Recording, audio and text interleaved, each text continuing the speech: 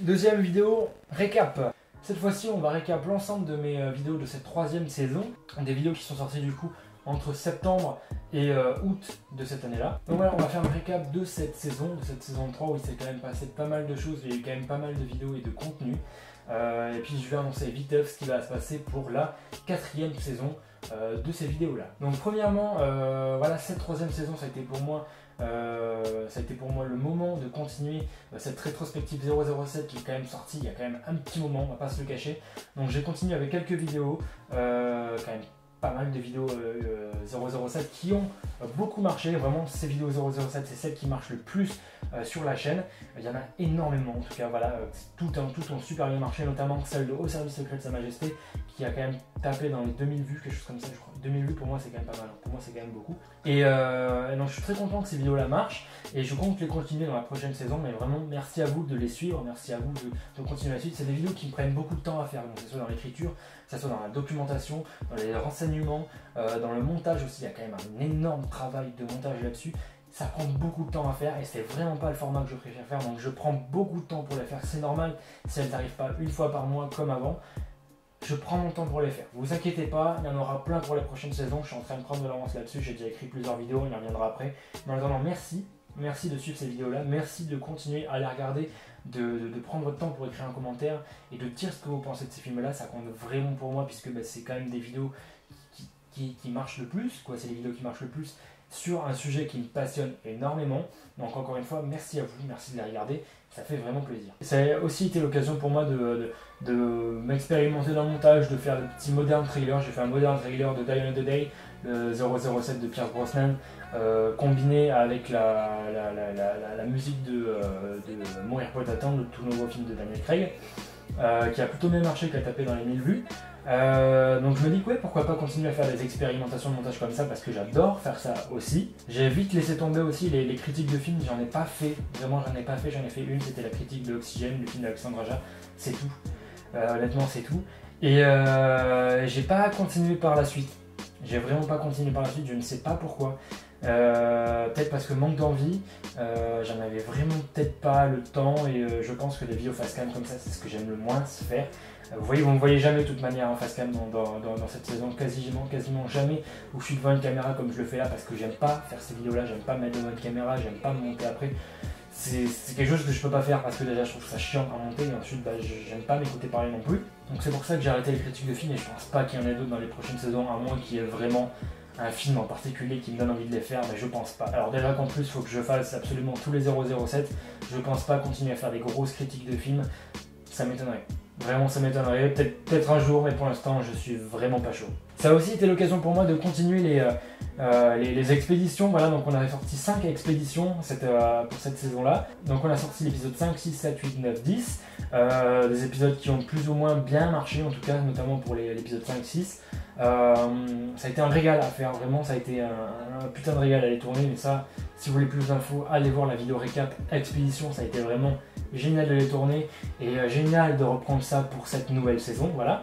Des tournages vraiment géniaux pour ces 5 épisodes, ça a été magique, ça a été vraiment magique. Ça a aussi été l'occasion pour moi de tourner un long métrage, voilà, séquence 69, qui a plutôt bien marché sur ma chaîne et qui a eu le droit à des commentaires vraiment magnifiques de votre part. Je vous remercie vraiment. Tous les commentaires que vous avez fait sur ce long métrage, vraiment, ils me touchent. Vraiment, je peux pas rêver mieux comme réaction. Vraiment, merci à vous d'avoir pris 1h20 de votre temps pour avoir regardé ce film-là, qui a pris 2 nuits à y tourner. Ça a été vraiment génial de tourner ça. Merci à Amélie Gigou, à Amélie Kovac, à Morgane Lapassé, à Nathan Barus, à Mélissa Dubois d'être venue. Merci à tout le monde qui a travaillé sur ce film-là. On n'était pas beaucoup, mais franchement, merci à vous d'avoir travaillé sur Séquence 69. C'était vraiment génial, un régal à tourner, un régal à monter et un régal de montrer ça à ceux qui sont venus à l'avant-première de ce film-là et qui ont ri. Voilà, et ça m'a fait plaisir. J'étais vraiment stressé pour l'avant-première, que les gens ne rient pas et que les réactions soient stoïques.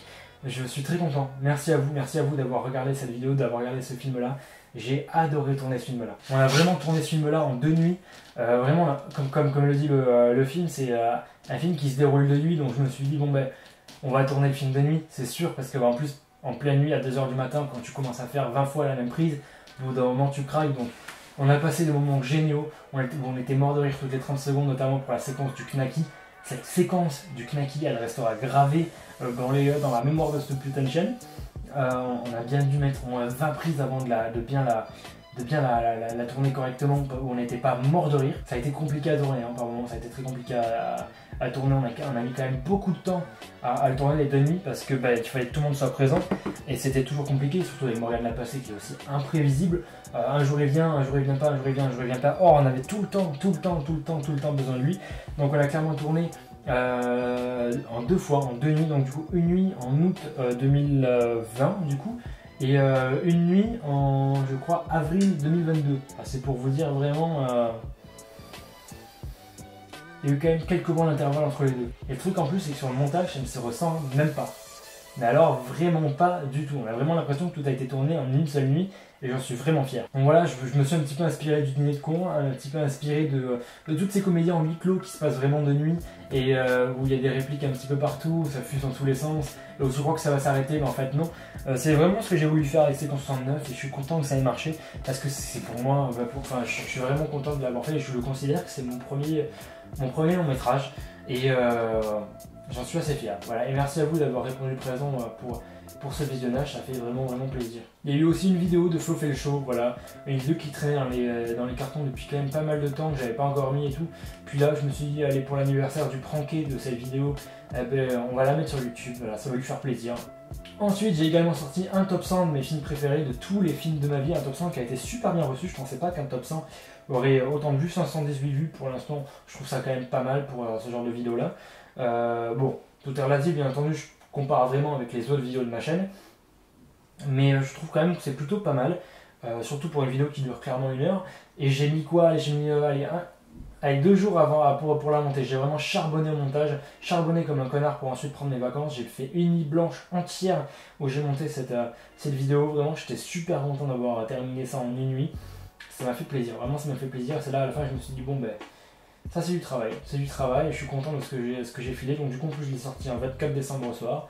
Pour ceux qui après le réveillon avaient envie de regarder la vidéo, écoutez, elle est là, elle est dispo. Et au final elle a plutôt bien marché. Et je suis content de vous avoir livré les 100 films qui comptent le plus pour moi. Et je suis content qu'elle ait été super bien reçue. J'ai également sorti un petit documentaire aussi sur la crise des exploitants par rapport au Covid-19. C'est une vidéo de 38 minutes où j'ai interviewé François Viec, l'interprète de Ducobu dans les vacances de Ducobu, qui est directeur d'un cinéma à côté de chez moi. Donc j'ai pu l'interviewer et franchement c'était super intéressant d'avoir son point de vue sur cette crise qui était complètement catastrophique pour ce secteur-là et le secteur de la culture en général. Ça a été une vidéo que j'ai beaucoup aimé tourner car j'ai appris quand même pas mal de choses sur le métier et je pense que le métier de l'exploitation me passionne énormément. Donc ça m'a permis déjà d'en savoir plus sur tout ce qui s'est passé, et en plus moi d'en savoir plus sur le métier d'exploitation. Ça a été vraiment très enrichissant pour moi, et j'espère qu'en tout cas ça a été enrichissant aussi pour vous les spectateurs qui ont vu cette vidéo. En plus François Viette était super sympa, très abordable, il a répondu aux questions tout le temps de manière fluide et de manière passionnée. C'est un passionné qui aime vraiment ce qu'il fait, et ça se voit, ça se ressent à chaque fois qu'il parle, ça se voit qu'il a vraiment envie que les spectateurs passent une bonne séance. Il a vraiment aussi envie que les salles de cinéma puissent enfin rouvrir leurs portes. J'ai également sorti un vlog sur le marathon 007 qu'on a fait. On s'est foutu pendant 4 jours chez moi dans une salle pour regarder les 25 films de la saga à l'occasion des 60 ans de la franchise. Moi je dis 4 jours, mais c'est même pas 4 jours, c'est 6 jours de film. 6 jours, comment on a fait pour faire 6 jours de marathon? 6 jours de film, on n'a pas arrêté de regarder les 007 du premier jusqu'au dernier. C'était quoi, 4-5 films par jour, ça dépendait. Bon, généralement c'était 4. Mais on a eu de grosses journées. Bon, c'est génial parce que j'ai pu faire découvrir vraiment ma saga préférée à beaucoup de gens qui n'avaient pas vu les films. Rien que pour ça, c'est de l'or. À partir de maintenant, je pense que je vais continuer à filmer les marathons parce que j'aime bien avoir les réactions de mes amis qui regardent les films. Et c'est toujours très enrichissant pour moi de prendre des personnes qui n'ont pas vu les films en question, voilà, qui les découvrent. J'adore faire découvrir des films à des gens. Bon, ensuite, voilà, j'ai sorti aussi une nouvelle rubrique qui s'appelle The Art of, c'est-à-dire un concentré de belles images d'un film qui généralement est sous-coté. Donc là, pour le coup, j'ai pris Les Crimes de Grindelwald, le film des animaux fantastiques, le deuxième avec Johnny Depp, Eddie Redmayne et Jude Law, qui pour moi est beaucoup trop descendu. Donc je me suis dit, tiens, je vais faire un petit peu une sorte de Glooby-Boulga des meilleurs plans du film avec la BO de James Newton Award dessus. Donc elle n'a pas fait beaucoup de vues, c'est une vidéo qui a bidé un petit peu, mais je vais quand même les consigner parce que j'aime beaucoup rendre justice à l'esthétisme de certains films qui pour moi sont clairement sous-côté, donc il y en aura d'autres. J'ai également fait une vidéo sur une soirée Dune, voilà une sorte de marathon Dune, on a projeté le film Dune en plein air, qui a plutôt bien marché, donc voilà. Et puis j'ai fait la même chose avec Jurassic World. Voilà, donc c'est à peu près tout pour cette saison, avec les expéditions en plus, bien entendu. J'espère qu'en tout cas qu'elle vous aura plu. En attendant, on va bientôt commencer une nouvelle saison. En tout cas, la saison 4 va commencer en octobre. Voilà, il y aura au moins 2 vidéos en septembre où je vais vous parler un petit peu de ce qui va se passer pendant cette nouvelle saison. Une vidéo annonce saison 4 en septembre et une vidéo surprise en septembre aussi, pour un véritable commencement en octobre. Voilà, bien entendu, Rétrospective 007, il y aura un nouveau long métrage qui va sortir, qui est en plein tournage. Il y aura 2 nouvelles expéditions avec cette 3e saison qui s'annonce complètement spectaculaire, parce qu'on va pas tarder à tourner bientôt.